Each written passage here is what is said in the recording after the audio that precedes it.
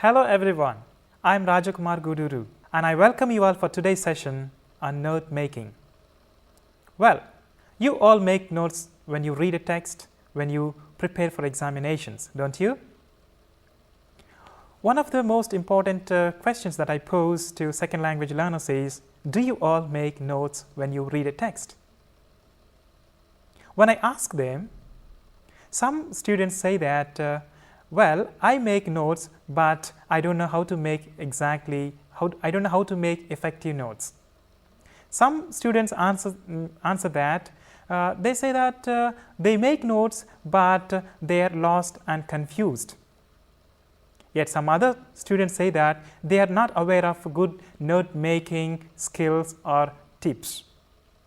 Some other students say that they make a very large number of notes, to that extent that they end up rewriting the entire text. And yet some other students told me that they have problems of making use of the notes that they have used. Some other students say that they are not good at organizing notes that they have made. So these are some of the problems that the second language learners face mostly when they are trying to make notes, when they are reading a text, when they read a lesson or prepare for the examinations, or before revising or before writing an assignment. So in this session, we will focus on some of the important aspects of note making, good note making skills. Are you all ready? Good. Note making is an advanced writing skill, and it has very number of practical reasons and uses. Note making helps us to remember the text that we are reading. It also helps us to revise the text, the lesson, or the lesson that we are preparing for the examinations. So note making skills are very essential before we prepare for any examination or any sort of preparatory exams. So note making skill is not so easy, but it is very complex skill because it involves another number of skills. For example, note making involves a careful reading plan, note writing techniques, text reduction devices, and organizing techniques, and finally methods of sequencing. These are different skill sets that are involved in effective note making. Therefore, second language learners find it a bit complex and a bit difficult. However, effective note making skills is very crucial in an academic career. Well, effective note making is a key writing skill, and it has a number of practical uses. They can help us record or map what we are reading, and also it also helps us to recall and understand the text that we are attempting. However, note making is a very complex activity, as I told you, but we have to keep a watch on this. The objectives of the lesson are to help learners to identify and understand central idea and supporting details of a reading text. Help learners to understand, analyze the text better. Help learners to remember the information they have read or gathered. Facilitate learners to make quick revision before exams or writing assignments. Help learners to condense large text into short and useful. Help learners to organize notes and that they have made or gathered. So these are some of the objectives of today's lesson. The lesson will deal with the following aspects. Number 1, what is note making? Number 2, how to make good notes. Number 3, uses of note making. Number 4, types of note making. Number 5, techniques of note making. Number 6, organizing notes. Number 7, tips for effective note making. Number 8, practice in making notes. So these are the summary of today's lesson.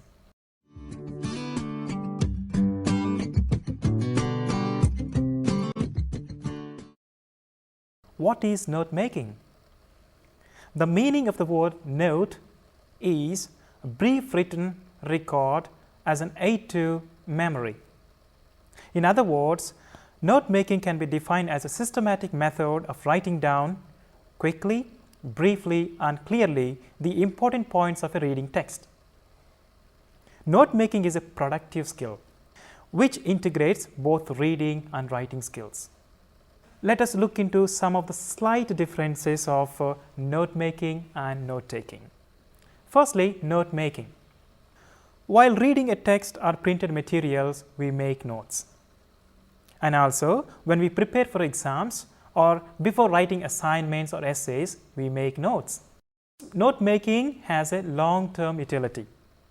For example, beginning of the semester, we read texts and we try to prepare for the examination and we make notes and we use them by the end of the semester. We revise it and use it by the end of the semester. So therefore, it has a long-term utility. And also, while making notes, we generate our own ideas. We don't rewrite what is found in the textbook. So we generate our own ideas. These are some of the crucial characteristics of note making. Now let us look into what is note taking. Well, note taking happens while we are listening to a speech or a lecture. Okay, and during a telephone conversation, we also take notes. For example, your friend calls you and asks for somebody else in the office. And when you say that, oh, I'm sorry, he's not here, can you give me a message? Then we take down the notes. All right? Well, and this note taking is a very short-term utility. It has a very short-term utility. Once you pass on the message, then you no more remember. Therefore, it's a very short in duration. And also, when we take notes, we reproduce the same ideas. Okay, we don't generate our own ideas and add something new and then pass it on to the person. No.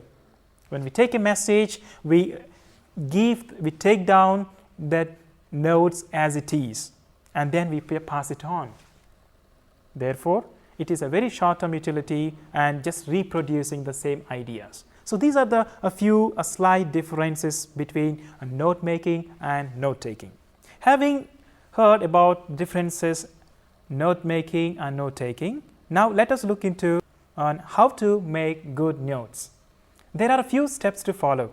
Step 1, the students are required to read a passage to get a gist of the passage, to know what it is all about or what the theme is. It's very important to understand the text first of all, before we make any notes. Step 2, the main idea or the central theme of the passage should be found out.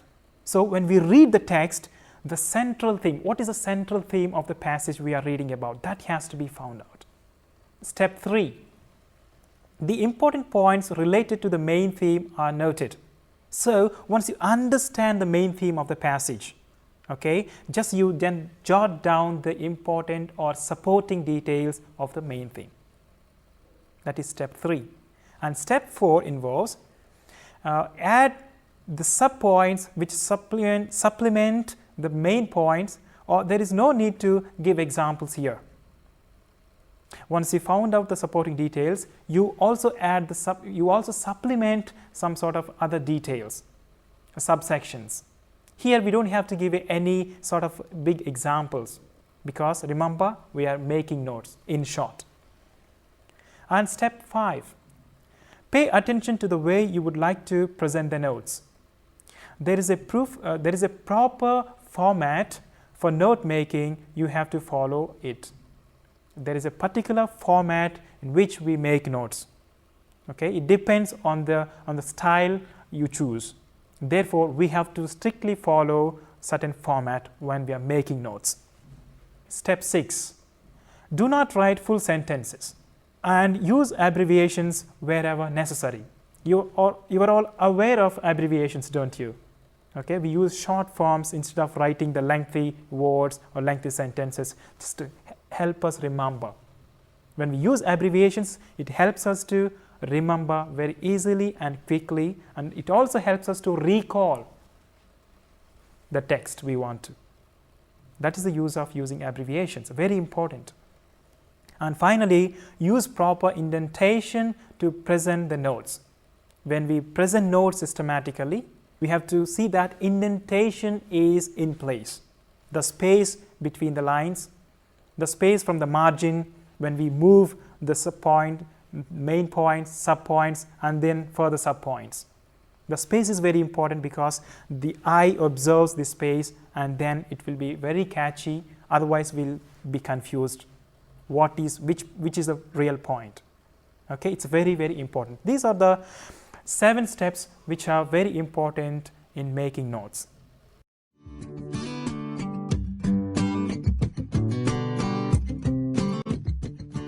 Uses of note making.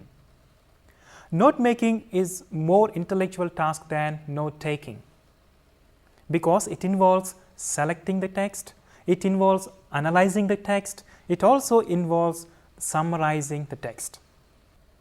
Note making is therefore an active skill. The most important use of note making is that it forces us to think because we have to make decisions about what we write. So, it forces us to think well. Number 2 is it helps us to pay attention to what we are reading. So, attention, it draws our attention to the text we are reading. Number 3, it assists us to understand new material, and if the notes are organized in our own way and in our own words. So, it assists us to understand the new material that we are reading in our own way. Okay, it's very important.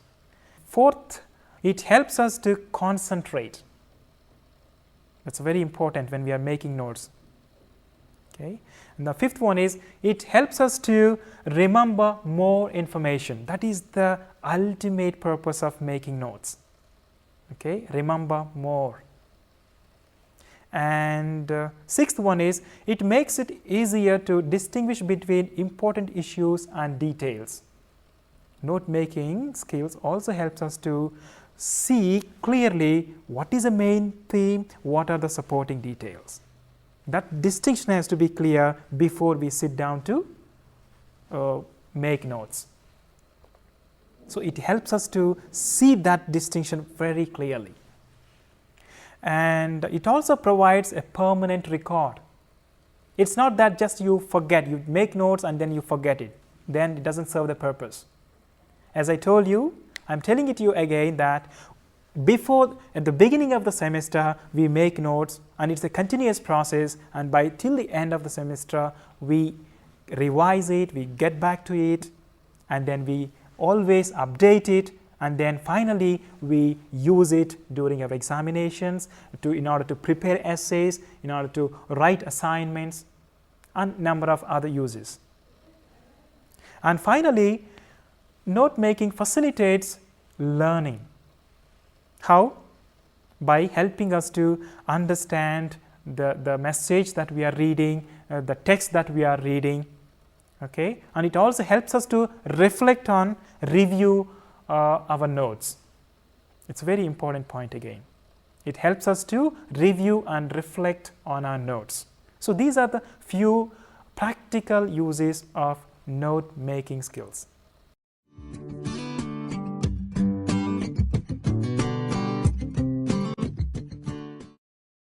Types of note making.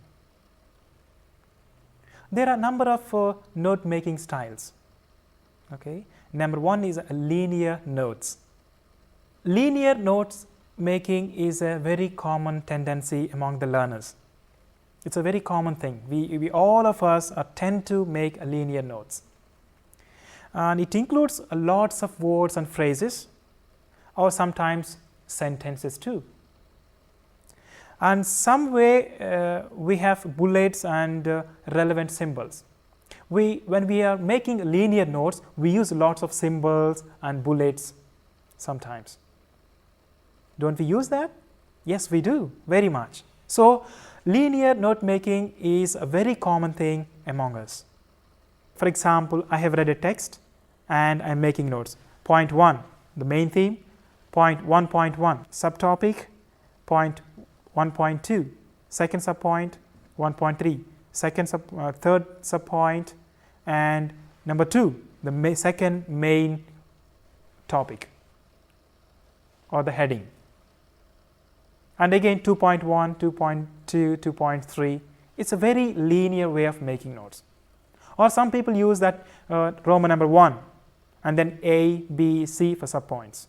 Roman number 2 for another main heading, and then again subpoints A, B, C.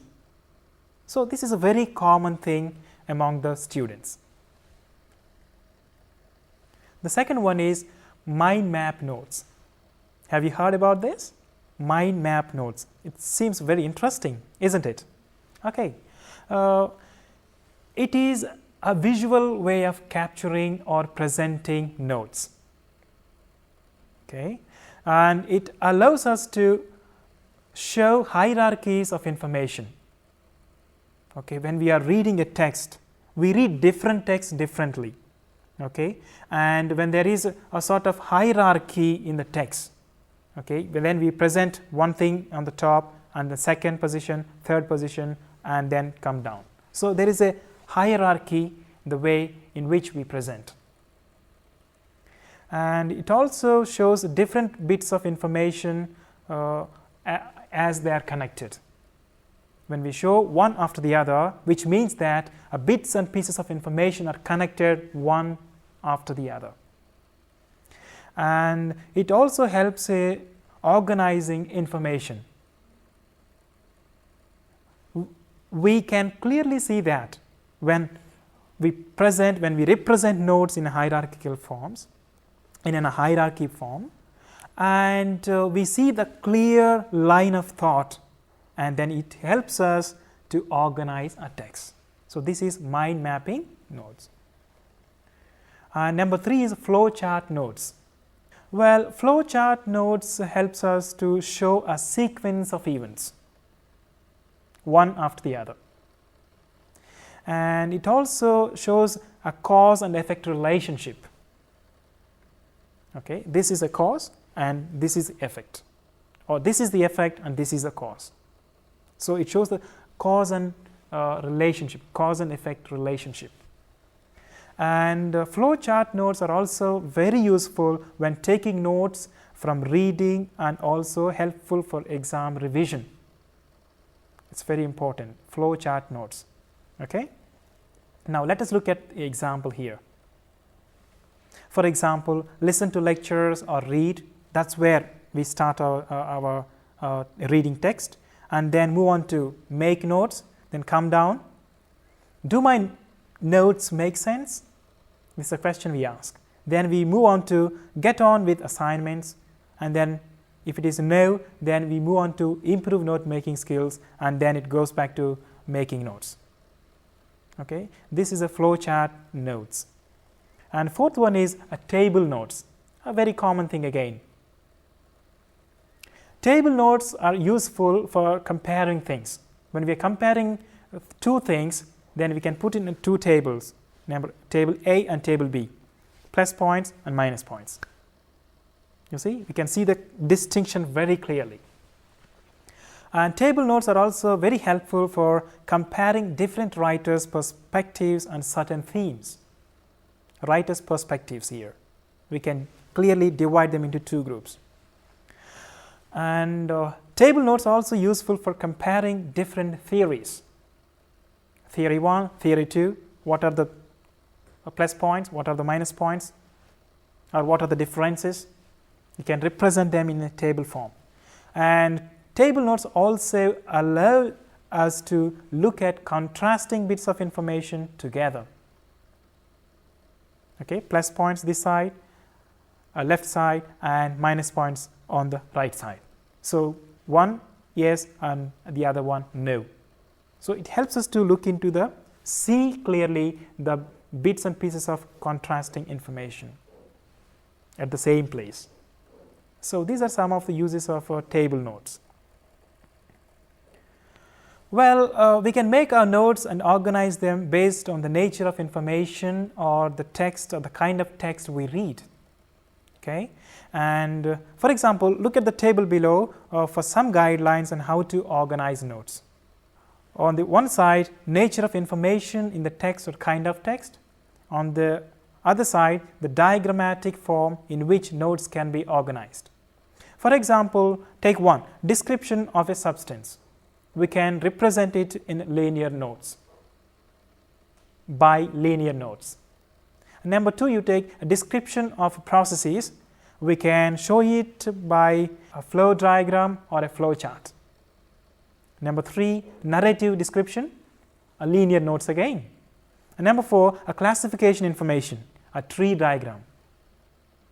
And number five, comparative description, a table notes, or we can just represent it in the form of a list.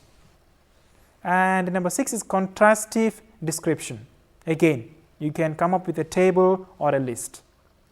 And finally, a figurative information, again a table notes or a list of information, or list. We can make the notes in the form of a list. So these are some of the ways and means of going about organizing and making notes in different forms. Well, whichever format we use for note making, it should help us ultimately to remember and review the notes at the later point of time, and also read and reread them easily on a regular basis.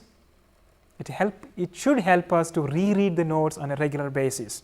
It also should help us to expand or develop upon them at a later point of time. And finally, it should help us to file them or record them or organize them in a proper way. So, if you are comfortable with linear notes, go ahead. If you are comfortable with making a table notes, go ahead. But remember, it all depends on the text also. If it is a descriptive, if it is a narrative, if it shows a sort of contrastive information, according to that, we use different kinds of notes.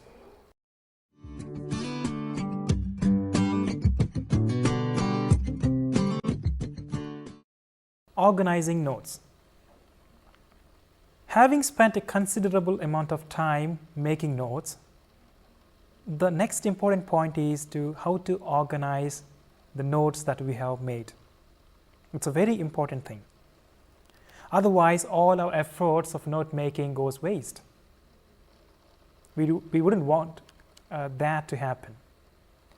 Well, it will also save our time. We don't have to make notes again and again on the same topic. Therefore, organizing notes that we have made is a very important thing. Now, there are some tips to organize notes well. Number one is keep all notes on the same subject or topic together. If you are writing on one subject, keep all the note making material on that particular subject together. Okay? If you fixed one book with for one subject and don't bring in the other subject note in the same book, so you will get confused, you will mess up with sort of making notes. All right. Second point is use a color coding files and color coding chits like this to mark the notes and to act as a bookmarks. Okay, that's very important thing. Suppose you reading on the 30th page and you want to stop it for today and just use a color coding folders like this or chits like this and just make a small note and keep it there. And you come back again and then you resume from there. It will help you. And then number the page and create a contents page in your short storage file. It's very important. When you have a book in your hand, okay, note making book, at the first page should be that a contents page. It's very important. You see, every book has a contents page, and you know immediately you go to the page number and then you go back to the particular section you want to refer to. So also note making book should be organized in that manner. It's very essential. And above all, keep the storage system simple. The notes or system, if you want to if you want to write notes or if you want to make notes on the system, on the computer, you must keep it very simple. And if you are using a computer to record your notes, remember to always back up your work. It many times happen. Just before the exam, the computer crashes or sort of the file gets corrupted because of the viruses, and then we lose all the notes that we have made. And we feel very bad finally. That shouldn't happen. Therefore, if you are making notes on your computer, well, it's a good idea, but always keep a backup of your files. Maybe you can mail it to yourself or mail it to your friend, all right? Or you can write it in a CD form or in a pen drive. So these are some of the backup systems you can use. And finally, keep a very good record of bibliographic details to access it quickly again. Do we do that? Suppose you have taken some notes, you made 1 or 2 notes from a particular book, and later when you are revising it, going back to it to develop on it, and you don't know where you have got these ideas from, where you made these notes from. So, but once you have noted all the bibliographic details of that particular note, then it's very easy for us to go back to that and then retrieve the information, go back to that and then check it again for a future use, for a better understanding, and then we can improve on that. Therefore, bibliographic details are very, very essential at this point of time. So, these are some of the tips that help us to organize our notes.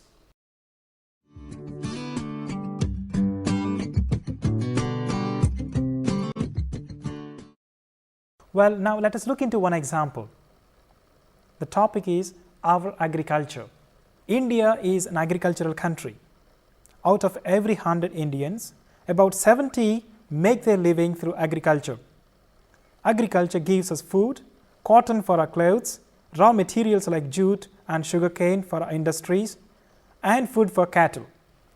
That is why, for thousands of years, people all over the world, especially the people of our country, have been involved in agriculture. India has large fertile plains which are good for cultivation. Some of these fertile areas are A. the northern fertile plain, B. the large deltas of the coastal plains, C. parts of the plateau region. All these areas together constitute about half of the total area of our country. Rice, wheat, millets, cotton, jute, sugarcane and tea are the chief crops grown here. So, this is a passage that we have read. Now, let us make notes on this particular passage. Let us make it in a bullet points. Okay? Number 1 point could be India, comma, agri, full stop, country. So, when I say agri, I am using an abbreviation here, a short form. Number 2, point number 2, 70% live through agri. So, which means we understand that immediately 70% of the population in India lives through agriculture. And number 3rd point, agri, prod, dash, food, cotton, jute, which means agricultural products are food, cotton, jute. And the 4th point, fertile plains in India, dash, and then sub points, 1, northern fertile plain, coastal plain and part of plateau region. These are 3 sub points that come under the main fertile plains in India. And finally, chief crops, rice, millets, wheat, cotton, jute, etc. So, this is how we organize, this is how we make notes, main points and then sub points. And in between, we use a number of abbreviations, number of symbols sometimes. It's very essential.